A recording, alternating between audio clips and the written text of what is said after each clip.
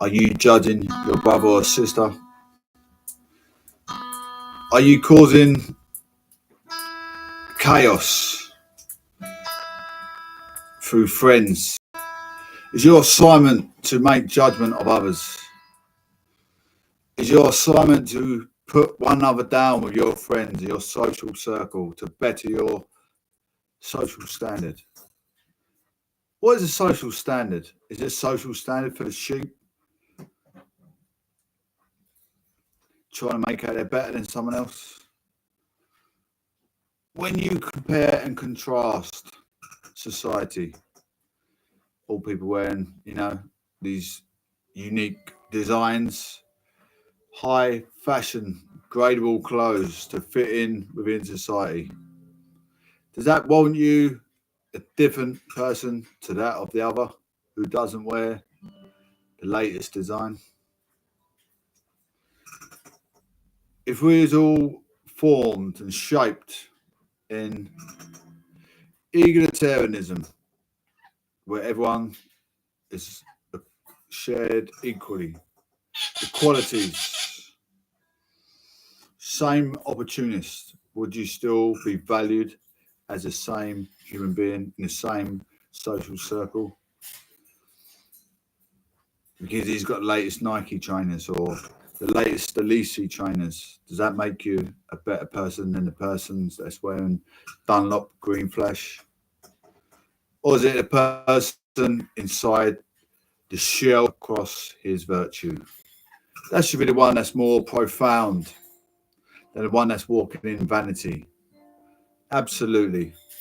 You think, as we come into the last days in the system of things, the only judgment will be within the house of God, and all those that go make judgment of others will be struck off from the destruction of life. My dear brothers, I say it now and I say it clear.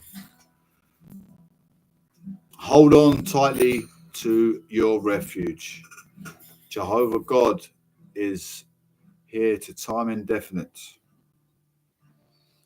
Anyway, I just want to say take care, one love, God bless.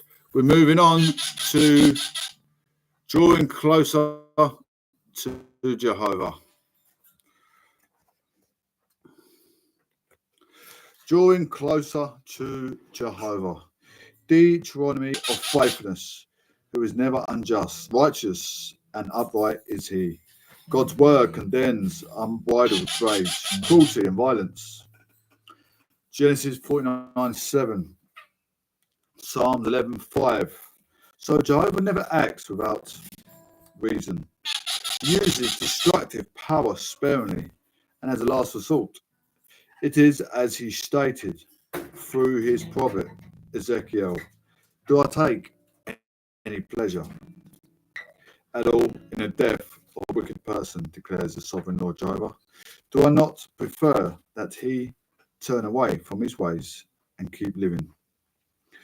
Why then does Jehovah use destructive power before answering? We might call to mind the righteous man, Job. Satan challenged whether Job, really any human, would keep his integrity under trial. Jehovah answered that challenge by allowing Satan to test Job's integrity. As a result, Job suffered illness, loss of wealth, and loss of his children. Unaware of the issues involved, Job mistakenly concluded that his suffering was unjust punishment from God. He asked God why he had made him a target, an enemy. A young man named Elihu exposed the flaw in Job's reasoning, saying, are you so convinced that you are right that you would say, I am more righteous than God? Yes, it is unwise to think that we know better than God, or to assume that he has behaved unfairly. It is unthinkable for the true God to act wickedly, for the Almighty to do wrong. Elihu declared, later he said, understand the Almighty is beyond our reach. He is great in power, and he never violates his justice and abundant righteousness. We can be sure that when God fights, He has good cause for doing so. With that in mind, let us explore some of the reasons why the God of peace sometimes assumes the mantle of warrior. Why the God of peace is compelled to fight after praising God as a powerful warrior. Moses declared, "Who among the gods is like you, O Jehovah? Who is like you? Showing yourself mighty in holiness." The prophet Habakkuk similarly wrote, "Your eyes are too pure to look on what is evil, and you cannot tolerate wickedness." Habakkuk 1:13. Although Jehovah is a God of love, he is also a God of holiness, righteousness, and justice. At times, such qualities compel him to use his destructive power. So God does not blemish his holiness when he fights, rather, he fights because he is holy. In Exodus chapter 39:30, consider the situation that arose after the first human couple, Adam and Eve, rebelled against God. Had he tolerated their unrighteousness, Jehovah would have undermined his own position as universal sovereign, as a righteous God. He was obliged to sentence them to death. In the first Bible prophecy, he foretold that enmity would exist between his own servants and the followers of the serpent, Satan. Ultimately, the enmity could only be resolved by the crushing of Satan, but that judgment act would result in great blessings for righteous mankind, riding the earth of Satan's influence and opening the way to global paradise. Until then, those who sided with Satan would constitute an ongoing threat to the physical and spiritual well-being of God's people. On occasion, Jehovah would have had to intervene. God's act to remove wickedness. The deluge of Noah's day was a case of such intervention, says Genesis. The earth will become ruined in the sight of the true God, and the earth was filled with violence. Yes, God looked upon the earth, and it was ruined. All flesh had ruined its way on the earth. Will God allow the wicked to snuff out the last vestige of morality left on earth? No, Jehovah felt obliged to bring a global deluge to rid the earth of those who were bent on violence and immorality.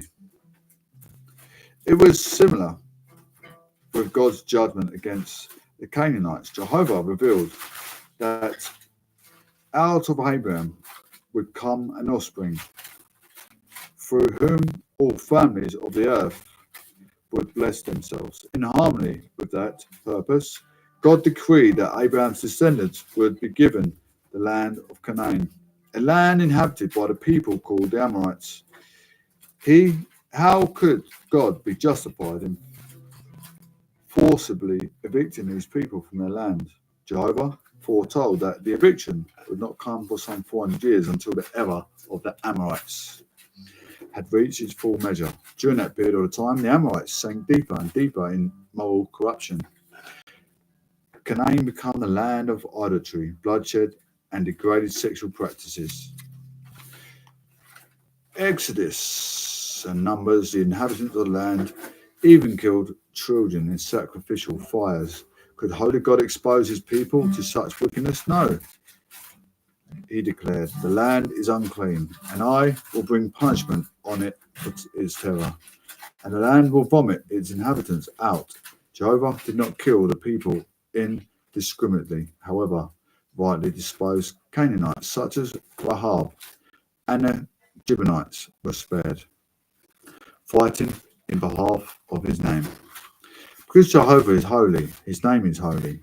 Jesus taught his disciples to pray, "Let your name be sanctified."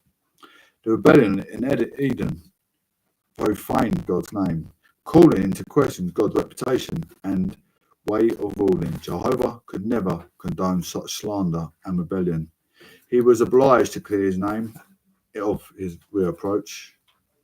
Consider again the Israelites. As long as they were slaves in Egypt, God promised to Abraham that by means of his offspring, all the families of the earth would be less themselves seen empty, but by delivering them and establishing them as a nation. Jehovah declared his name of reproach. The Prophet Daniel thus addressed his God in prayer this way: O Jehovah our God, the one who brought your people out of the land of Egypt by a mighty hand and made a name for yourself.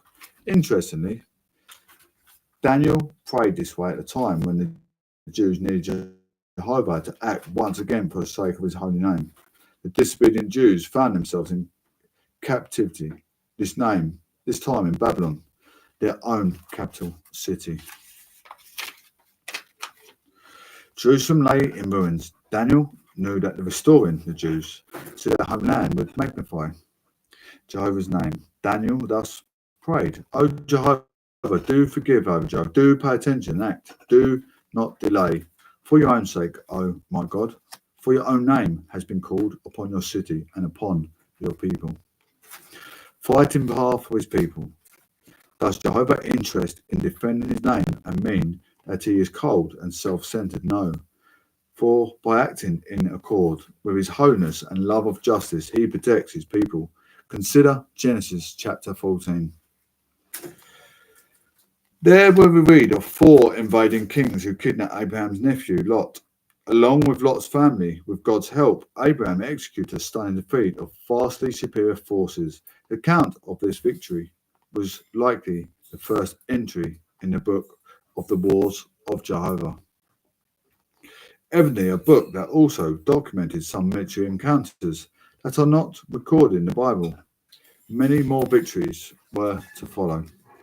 Shortly before the Israelites entered the land of Canaan, Moses assured them, Jehovah your God will go before you and will fight for you, just as he did in Egypt before your very eyes. Starting with Moses' successor Joshua and continuing on through the period of the judges and the reigns of the faithful kings of Judah, Jehovah indeed fought for his people, giving them many dramatic victories over their enemies. Jehovah has not changed, nor has his purpose to make this planet a peaceful paradise changed. God still hates wickedness, and at the same time, he dearly loves his people and will soon act in their behalf. In fact, the enmity described at Genesis, it is expected to reach a dramatic and violent turning point in the near future to sanctify his name and protect his people. Jehovah will come once again, become a powerful warrior. Consider an illustration. Suppose that a man's family was being attacked by a vicious animal and that the man jumped into the fray and killed the violent beast. Would you expect his wife and children to be repelled by this act? On the contrary, you would expect them to be moved by his selfish love for them. In a similar way, we should not be repelled by God's use of destructive power. His willingness to fight to protect us should increase our love for him. Our respect for his unlimited power should deepen as well. Thus, we can accept the offer of God's sacred service with godly fear and awe. Draw close to the powerful warrior. Of course, the Bible does not, in each case, explain all the details of Jehovah's decisions regarding divine warfare, but of this we can always be certain. Jehovah never wields destructive power in an unjust, wanton, or crucial manner. Oftentimes, considering the context of a Bible account or some background information can help us to put things into perspective. Even when we do not have all the details, simply learning more about Jehovah and meditating on his precious qualities can help us resolve any doubts that might arise. When we do this, we come to see that we have ample reasons to trust our God Jehovah. Although Jehovah is a powerful warrior, when the situation demands it, it does not mean that he is warlike at heart. In Ezekiel's vision of the ecclesiastical Charlotte, Jehovah is pictured as being prepared to fight against his enemies. Yet Ezekiel saw God surround his love, wrote the Apostle John in the first letter of John, chapter 4, verse 8. All of Jehovah's qualities exist in perfect balance. How privileged we are, then, to be able to draw close to such powerful yet loving God. Protective power. God is our refuge. Chapter 7. The Israelites were in danger as they entered the region of Sinai early in 1513 BCE. A fear-inspiring trek lay before them a journey through a vast and terrible wilderness infested with poisonous snakes and scorpions. He also faced the threat of attack by hostile nations. Jehovah had brought his people into this situation as their God. Would he be able to protect them? Jehovah's words were most reassuring. You have seen for yourselves what I did to the Egyptians in order to carry you on wings of eagles to bring you to myself. Jehovah reminded his people that he had delivered them from the Egyptians using eagles, as it were, to carry them to safety. But there are other reasons why wings of eagles fittingly illustrate divine protection. The eagle uses its brood, strong wings, for more than just soaring aloft. In the heat of the day, a mother's eagle will arch her wings, which may span over 7 feet, to form a protective umbrella shielding her tender nestlings from a scorching sun. At other times, she wraps her wings around her offspring to protect them from the cold wind. Just as the eagle safeguards its young, so Jehovah has shielded and protected the fledgling nations of Israel. Now in the wilderness, his people will continue to find refuge in the shadow of his mighty wings as long as they remained faithful. But he today rightly expects God's protection. But we can today expect God's protection. The promise of divine protection. Jehovah is certainly capable of protecting his servants. He is God Almighty, a title indicated that he proposes irresistible power. Like an unstoppable tide, Jehovah applied power cannot be thwarted, since he is able to do anything his will directs. We may ask, is it Jehovah's will to use his power to protect his people? The answer, in a word, is yes. Jehovah assures us that he will protect his people. God is our refuge and strength and help that is readily found in times of distress. Since God cannot lie, we can have absolute confidence in his promise of protection.